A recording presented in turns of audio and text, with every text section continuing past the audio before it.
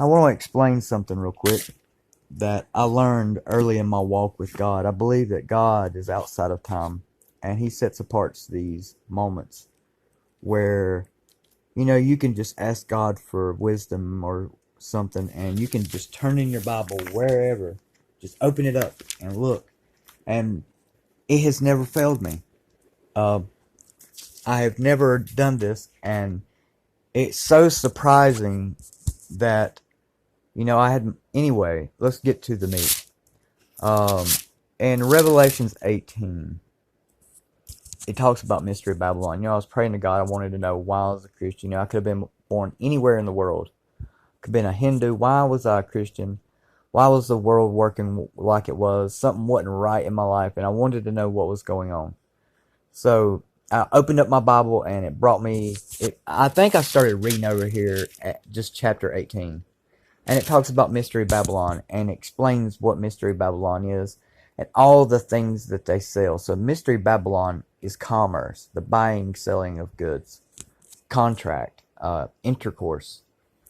And one of those is kind of snuck in right here at the end. It lists, all these things, merchants of the earth and the merchants of gold and silver and precious stones, fine linens. It lists all these things that they sell. And right here at the end, where God had led me, it says, and chariots and slaves and souls of men.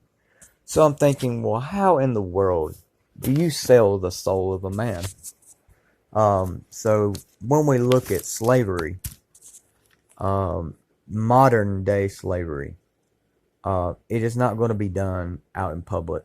They're not going to be putting people on a block and saying how much for this one or how much for that one. It's going to be done behind the scenes, monetarily. My first two videos last time on the Federal Reserve, so I'm going to break down. This is out of, I tried to disprove myself. I tried.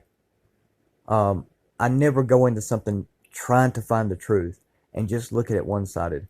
You have to go on both sides, be the devil's advocate, try to disprove yourself, so you come to a conclusion that can hold up within your own arguments. And after reading as many law books, Black's Law Dictionary, all these law books and everything else, you finally get down to the monetary system. The monetary system is where the buying and selling of the souls of man begin. And I want to try to explain that the best way I know how. First of all, Mystery Babylon. Buying and selling the souls of men and slaves. And I want you to understand how this is done without you even knowing it. And most of the time, I would say 99% of the time, it's the young mothers that are tricked into selling their children to the state or to the bank. I don't want to get ahead of myself here. Okay, we went over this last time. There's an illusion taking place that United States of America is a country, this nation of people that, like a representative republic, where there's this two-way contract with man and government. We're all kind of like kings and queens in a way, and we come together. And we have all this information, these records about everybody, that these servants are given power to keep. The power that we give them is nothing more than we have ourselves. I cannot give another man or entity or corporation any power that I do not have myself. Please understand that. But where it gets in, it doesn't matter who you vote for, what you do. If a country does not have control over its own money, then it is not a nation, and it has no sovereignty, because it has no choice in whether who's poor, who's rich, or what, anything.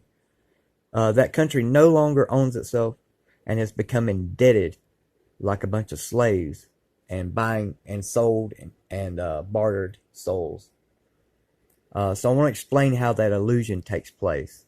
It's what I like to call keys. This key opens up a door to the rest of the nonsense. The key is this. It's called fractional banking.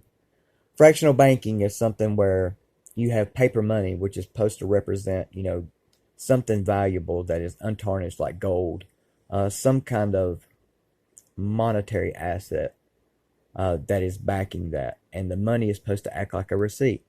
Well, that isn't what we have anymore. This is exactly what our country is doing and what the Federal Reserve is all about. You have our nation, was supposed to be a sovereign nation, and they become bankrupt. More or less, they need help. They have no food, water, and they have been put in a position where their ability to make choices is skewed due to suffering. Okay, so that country is they have no monetary value to offer anybody because they're in the negative. So with zero money, the Federal Reserve, the bank, makes a deal. Okay, that deal is the starting of a grand delusion or illusion of freedom and country that is so strong that nobody has yet spoke about it but a couple of people. If you're out there and you're fighting for this or you're fighting for that, and I don't hear you talking about this, then I know who you are and you're still sleeping. You have no idea what's going on.